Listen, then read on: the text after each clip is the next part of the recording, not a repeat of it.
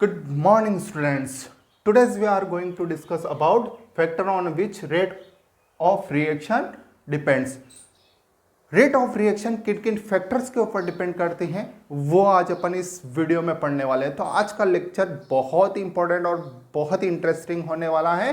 तो मेरे लाल बाल गोपाल बने रहिए मेरे साथ में। और फर्स्ट जो इसका फैक्टर है वो है कंसंट्रेशन। अब देखो कंसंट्रेशन जो फैक्टर है ये रेट ऑफ रिएक्शन पर किस तरह से इफेक्ट करता है वो अपन पढ़ेंगे। देखो जनरली क्या होता है, जनरली आप क्या करो कि अगर कंसंट्रेशन को इंक्रीज करो तो रेट ऑफ रिएक्शन भी इंक्रीज हो जाती है। और ये जो है 95% कंडीशन में ऐसा होता है। 95 कंडीशन में ऐसा होता है कि जब आप रिएक्टेंट की कंसंट्रेशन को इंक्रीज करोगे तो रेट ऑफ रिएक्शन भी इंक्रीज हो जाएगी। क्लियर है। बट इसके अपोजिट जो 5% कंडीशन है वो क्या क्या है वो भी देख लेते हैं अपन। देखो जब कभी भी आप कंसंट्रेशन को इंक्रीज करते हैं तो रेट ऑफ रिएक्शन 5% की बात कर रहा हूं मैं, डिक्रीज भी हो सकती है। जब भी कंसंट्रेशन को आप इंक्रीज करो तो रेट ऑफ रिएक्शन सेम रह सकती है, मतलब रिमेन सेम, मतलब कोई चेंज नहीं आने वाला है। ठीक है, रिमेन सेम, कोई चेंज नहीं आने वाला है। ठीक है। अब देखो रेट ऑफ रिएक्शन जो है ये ROR रेट ऑफ रिएक्शन किसके, प्रोडक्ट की कंसंट्रेशन पर भी डिपेंड करती है। प्रोडक्ट की कंसंट्रेशन पर भी डिपेंड करती है। कंसंट्रेशन पर भी डिपेंड करती है। किसकी कंसंट्रेशन, ROR किस पर भी डिपेंड करती है, प्रोडक्ट की कंसंट्रेशन पर भी डिपेंड करती है। ROR मतलब रेट ऑफ रिएक्शन किसके ऊपर भी डिपेंड करती है, उस जो रिएक्टेंट पार्टिसिपेट कर रहे हैं उसमें से वन रिएक्टेंट के ऊपर डिपेंड कर सकती हैं और ऑल रिएक्टेंट के ऊपर भी डिपेंड कर सकती हैं और नन मतलब किसी भी रिएक्टेंट के ऊपर डिपेंड नहीं करती। ऐसा भी होता है कभी कभी। रेट ऑफ रिएक्शन उस रिएक्शन में जितने भी रिएक्टेंट पार्टिसिपेट कर रहे हैं उनमें से किसी एक रिएक्टेंट पर भी डिपेंड कर सकती है, सभी रिएक्टेंट पर भी डिपेंड कर सकती है और किसी भी रिएक्टेंट पर डिपेंड नहीं कर सकती। क्लियर है इतना। चलो आगे चले इसमें। तो देखो एक रिएक्शन में आप लोगों को बताता हूं, एक मतलब आगे चलकर मैं एक एग्जांपल भी देकर आपको बताऊंगा। ठीक है। अब देखो ये तो सारे पॉइंट किसके थे, कंसंट्रेशन के। जनरली क्या होता है कि कंसंट्रेशन को इंक्रीज करते हो आप तो रेट ऑफ रिएक्शन इंक्रीज होती है 95% कंडीशन में ये ट्रू है। बट कुछ कंडीशन अलग है जिसमें से क्या होगा कि कंसंट्रेशन इंक्रीज करोगे तो रेट ऑफ रिएक्शन डिक्रीज हो जाएगी, कंसंट्रेशन इंक्रीज करोगे तो रेट ऑफ रिएक्शन सेम रहेगी, कोई इनमें फर्क नहीं आएगा। रेट ऑफ रिएक्शन प्रोडक्ट की कंसंट्रेशन पर भी डिपेंड करती है और रेट ऑफ रिएक्शन जो रिएक्शन में पार्टिसिपेट कर रहे हैं उनमें से वन रिएक्टेंट के ऊपर भी डिपेंड कर सकती है, ऑल रिएक्टेंट के ऊपर भी डिपेंड कर सकती है और किसी भी रिएक्टेंट के ऊपर भी डिपेंड नहीं कर सकती। ये तो कौन सा पॉइंट हुआ आपने, पॉइंट नंबर फर्स्ट। क्लियर है सबको पॉइंट नंबर फर्स्ट। तो देखो अपन मूव करते हैं पॉइंट नंबर सेकंड की तरफ। ठीक है, मैं इसको रफ कर देता हूं।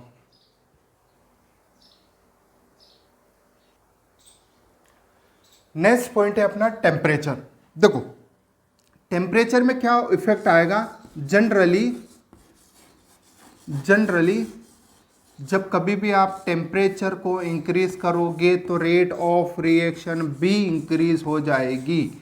जब टेम्परेचर को इंक्रीज करोगे तो रेट ऑफ रिएक्शन भी इंक्रीज हो जाएगी। देखो इसमें और कंडीशन है, जब भी आप 10 डिग्री सेल्सियस टेम्परेचर को इंक्रीज करते हो तो जो आपकी रेट ऑफ रिएक्शन ROR हैं वो 2 या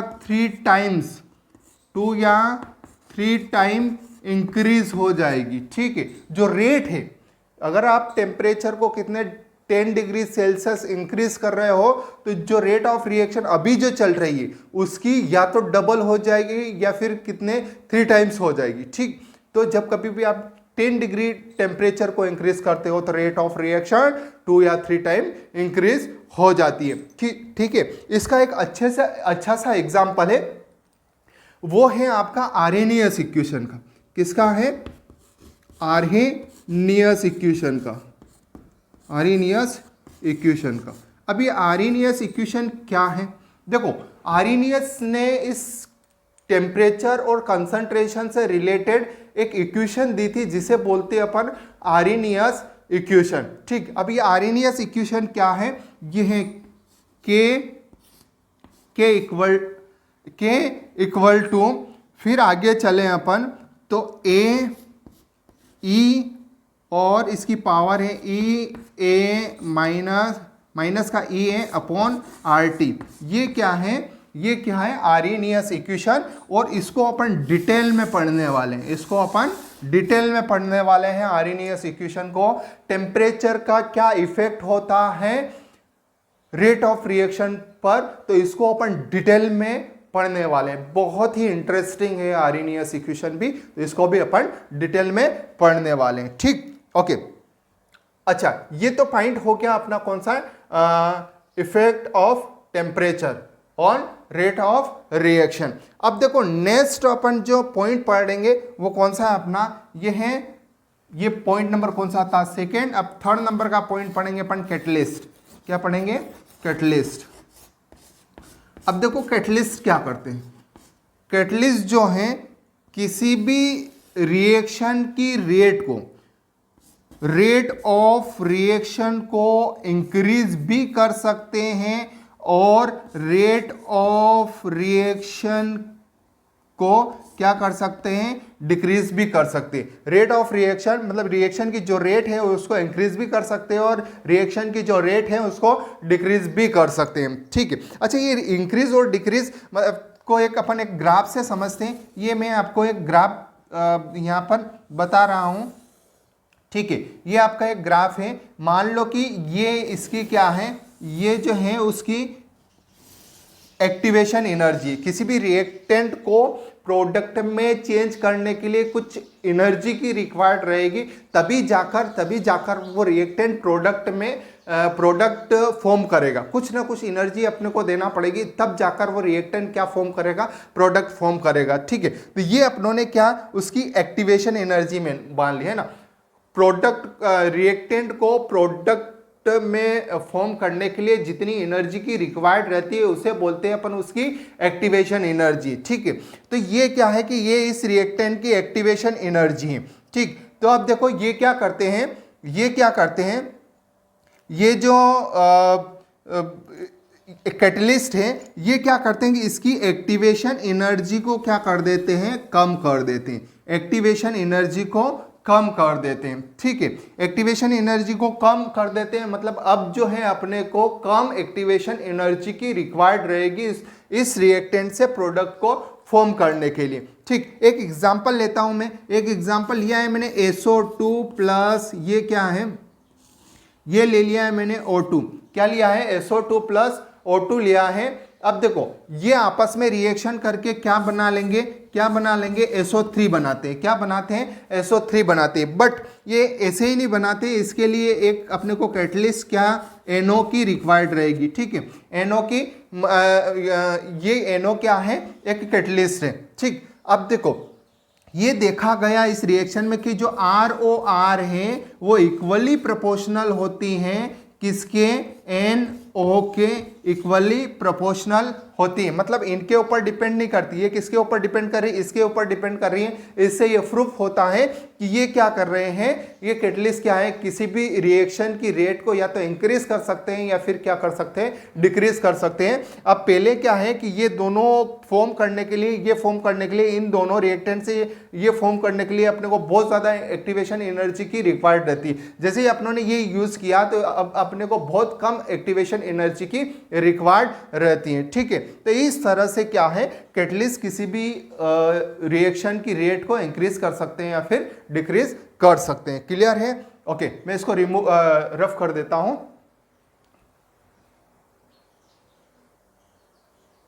ओके स्टूडेंट्स, ये ग्राफ आपको सही से दिखानी होगा।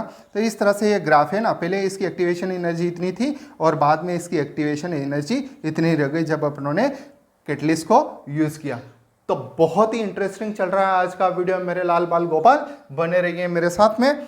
नेक्स्ट चैप्टर, नेक्स्ट जो टॉपिक, नेक्स्ट जो फैक्टर है अपना 4th नंबर का फैक्टर है वो सरफेस, वो है सरफेस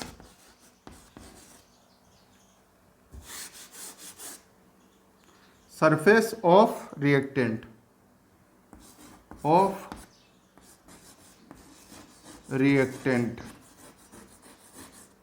सरफेस ऑफ रिएक्टेंट।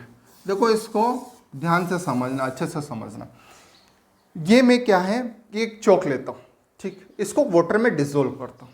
इसको वाटर में डिसोल्व करूँगा तो अब देखो ये एक तो ये एरिया आ रहा है, एक ये एरिया आ रहा है, एक ये एरिया आ रहा है, इतना एरिया आ रहा है, ठीक है। अब देखो वापस से मैंने क्या किया है कि इसको डिवाइड कर लिया। अब डिवाइड करने के बाद में क्या, ये एरिया भी बन गया और एक ये एरिया भी बन गया, मतलब एरिया जो है इंक्रीज हो गया।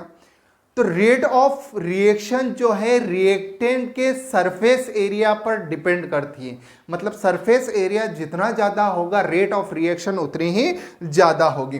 तो ये इक्वली प्रोपोर्शनल होती है क्या, ये ROR इक्वली प्रोपोर्शनल होती है किसके, सरफेस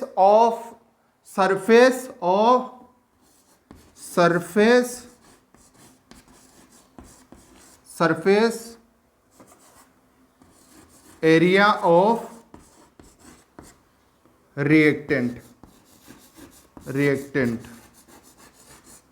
ठीक है, surface area of reactant. Surface area of reactant जितना ज़्यादा होगा रेट ऑफ रिएक्शन भी उतना ही ज़्यादा होगी। एक एग्जांपल और ले लेते हैं। अपन क्या करते हैं कि एक चाय बनाकर लाए हो, जैसे आप ये चाय का कप, ठीक है, ये चाय का कप है और आपको क्या है कि इसमें दो चीज़ें ले लेते हैं अपन, क्यूब, शुगर क्यूब ले लेते हैं अपन, क्या ले लेते हैं, शुगर क्यूब ले लेते हैं, और एक और क्या ले लेते हैं अपन, शुगर ले लेते हैं।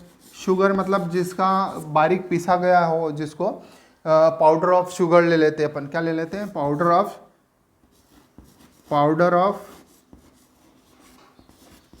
ऑफ शुगर ले लेते हैं अपन। तो देखो क्यूब शुगर और पाउडर ऑफ शुगर, पाउडर की जो शुगर है वो इसमें जल्दी घुल जाती है और क्यूब जो रहता है वो देर से घुलेगी। जैसे क्यूब ऐसे बड़े बड़े रहते, दाने रहते और इसमें पाउडर में छोटे छोटे दाने रहते, तो कौन जल्दी डिजोल्व हो जाएगा, छोटे छोटे दाने जल्दी डिजोल्व हो जाएंगे क्योंकि इसका सरफेस एरिया ज़्यादा है इसके कंपैरिजन में, इस वजह से ये जल्दी घुल जाएगा इसमें, है ना। तो क्या है कि जितना ज़्यादा सरफेस एरिया रहेगा उतना ही क्या है रेट ऑफ रिएक्शन ज़्यादा होगी। कि सर हम तो शुगर चाय में घोलते ही नहीं, हम तो डायरेक्ट क्या करते हैं कि पानी डालते हैं उसमें, फिर लीफ ऑफ टी डालते हैं, उसके बाद मिल्क डाल देते हैं, शुगर डाल देते हैं, घोल के ना उसका पी लेते हैं। एक्चुअली में चाय बनाने का जो करेक्ट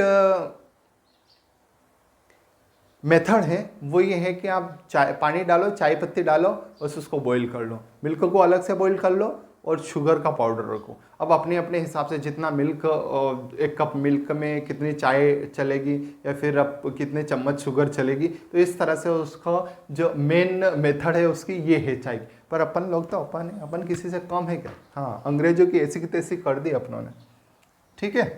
तो ये क्या है, ये rate of reaction surface area जितना ज़्यादा होगा उतना ही क्या है, क्या होगी, उतनी ज़्यादा होगी, ठीक है। मैं इसको रफ कर देता हूं, नेक्स्ट पॉइंट की ओर चलते हैं। ओके स्टूडेंट, नेक्स्ट पॉइंट है अपना नेचर ऑफ रिएक्टेंट। जो आपकी ROR है वो रिएक्टेंट की नेचर के ऊपर भी डिपेंड कर देती है। उसमें से फर्स्ट अपन लिखेंगे आयनिक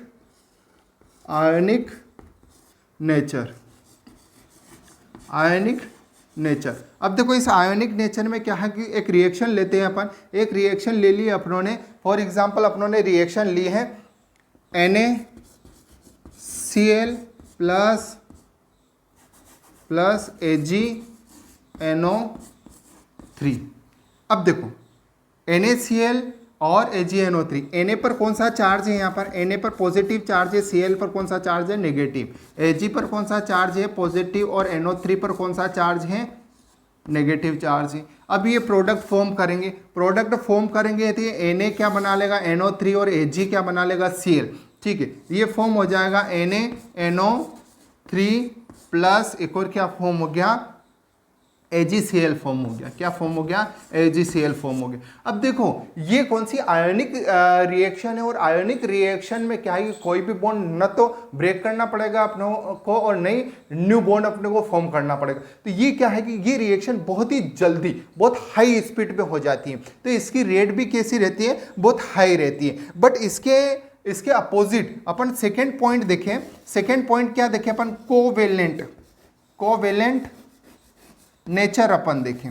अब देखो कोवेलेंट नेचर में क्या होगा कि एक रिएक्शन लेते हैं अपन, एक रिएक्शन अपनों ने ली है, फॉर एग्जांपल अपनों ने रिएक्शन ली है Na2 plus 3H2 is equal to 2NH3। ठीक है ना, ये रिएक्शन अपन बनाते हैं। मैंने बैलेंस रिएक्शन डायरेक्ट लिख दिया आपको।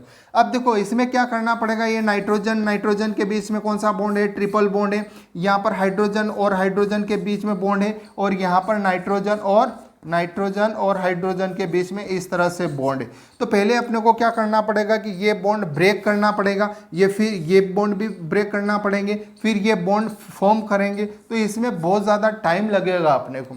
ठीक है, इसमें ज़्यादा टाइम लगेगा। इसकी कंपैरिजन में अपने को, तो इसकी स्पीड कैसी रहेगी? रेट ऑफ रिएक्शन इसकी धीरे रहेगी और इसकी रेट ऑफ रिएक्शन ज़्यादा रहेगी। नेक्स्ट इसी में अपन पढ़ लेते हैं, इसी में थर्ड पॉइंट अपन पढ़ लेते हैं। थर्ड पॉइंट है अपना, देखो थर्ड पॉइंट ये है अपना कि जो होमोजीनियस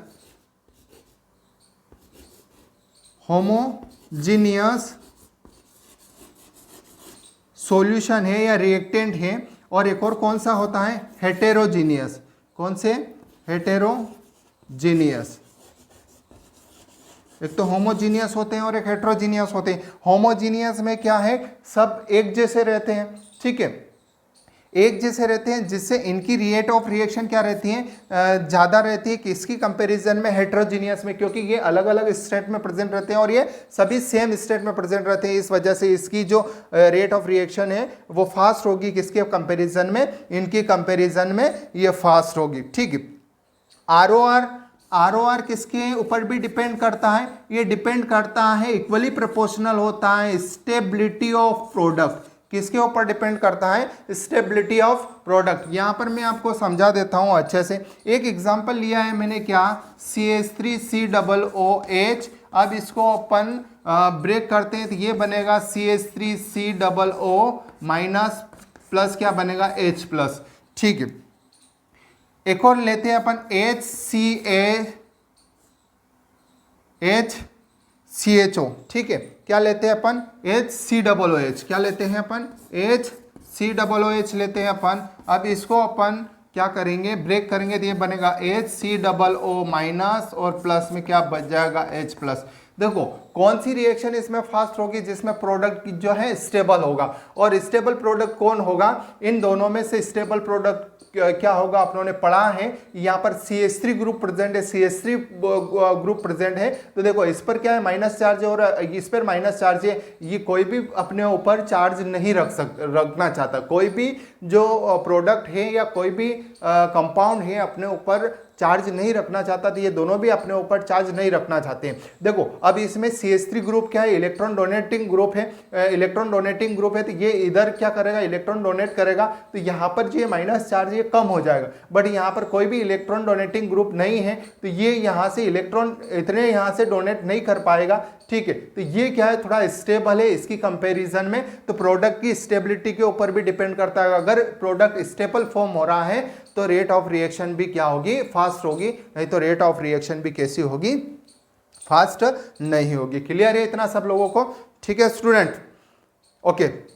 नेक्स्ट अपन देख लेते हैं इसमें। तो यही थे बस, इसके अलावा और बहुत सारे पॉइंट हैं यूँ तो, बट ये क्या है कि मेन पॉइंट अपनों स्टडी कर ली है जो एग्जाम में पूछे जाते हैं, आपकी बोर्ड की एग्जाम हुई या फिर नीट और जेई की एग्जाम हुई उसमें पूछे जाते हैं। ठीक है, तो आज का जो लेक्चर है बहुत ही अच्छा है और बहुत ही इंपॉर्टेंट है आपके लिए। तो मेरे लाल बाल गोपाल इसको 1 नहीं 2 नहीं 3 नहीं 4 बार जरूर देखें और मुझे कमेंट जरूर करें। ओके, ये वीडियो आपको कैसा लगा जरूर कमेंट करें। Thank you everyone and have a nice day.